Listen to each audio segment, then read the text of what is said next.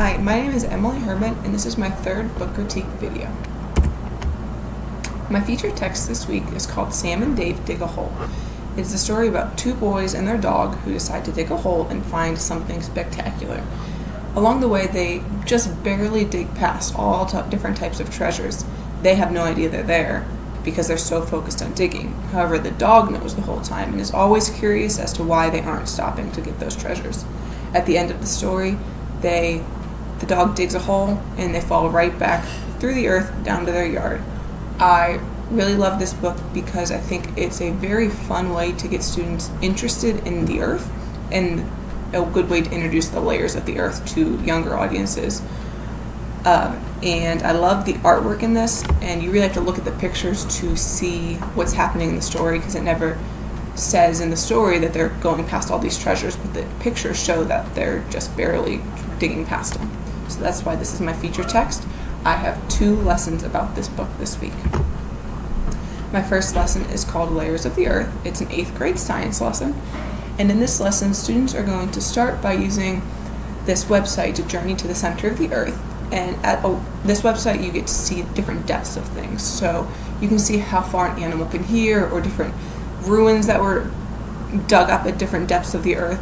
I really like this because you can see all types of different things, and so depending on the student, they can really pick out what they thought was interesting, and they'll remember those instead of just having to memorize all the same things that the other students have to memorize, even if they don't like that. So they really get to see things that interest them and remember those things.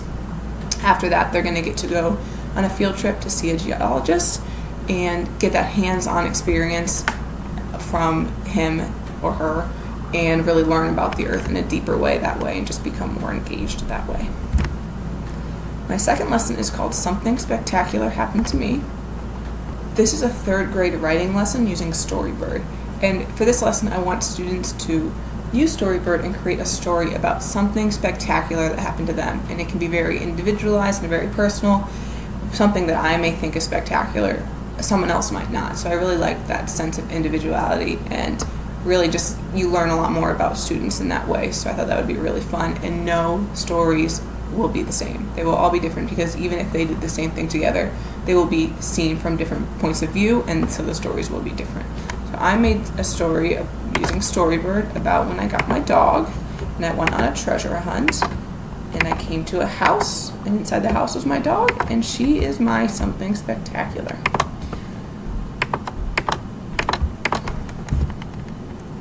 After this, the students are going to get to take these stories and go into a kindergarten classroom and read these stories to the kindergartners.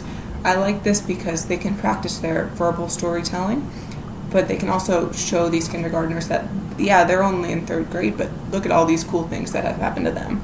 So I think that's a very cool way to bring their writing and their work outside of their classroom. I read 7 other books this week. My first book was Harold and the Purple Crayon. I chose this book because it's very imaginative and very fun and engaging, and it just gets those students thinking about, like, he makes a new world. So, like, what world would you make if you could make a new world? My second book is We Are in a Book.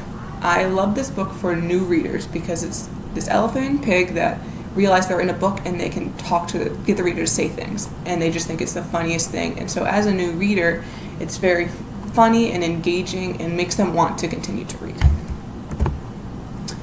My next book is Don't Let the Pigeon Drive the Bus. This book is also very engaging for new readers, where the bus driver leaves and puts the reader in charge and says, "Don't let the pigeon drive the bus." So the entire story, the pigeon is trying to convince the reader to let him drive the bus, and the reader should not let him drive the bus. I love that because I love when the readers are part of the book, and I think that's a really good way to introduce reading to younger students. My next book is St. George and the Dragon. I chose this book because of the male audience. I think as a female teacher, it's really important to find those books that the boys students would be much more interested in, as opposed to just the basic books that I would gravitate towards because I'm a girl. So I like this because there's a lot of adventure, George fights the dragon, and the artwork is very intriguing and interesting, so I think it can interest girls too. Next book is Corduroy. I chose this book because I think it's very relatable for children because the bear is alive in a sense, and he goes on this adventure and to find his button. And at the end of the book, he wasn't getting bought because he didn't have a button, but at the end of the book, this girl comes and buys him even though he doesn't have a button. So it's okay that he's different, and she loves him like that. My next book is called Pig the Pug. I chose this book because I thought it was a good book for younger students, especially if they're working on sharing, because that's a hard thing for students at that age. This pig, the pug named Pig, he doesn't like to share, and he does not let the other dog play with any of his toys. He keeps him away. He eventually gets hurt, so he has to share because he can't stop the other dog from playing with his toys. I just thought it was a fun approach to sharing for students. My last book this week is Stone Soup. I chose this book because even though the soldiers and the villagers don't like each other, they all come together to make this soup, and they celebrate it at the end despite their differences. So I thought that was a really fun way for students to see that two different groups of people can still get along and still have fun together.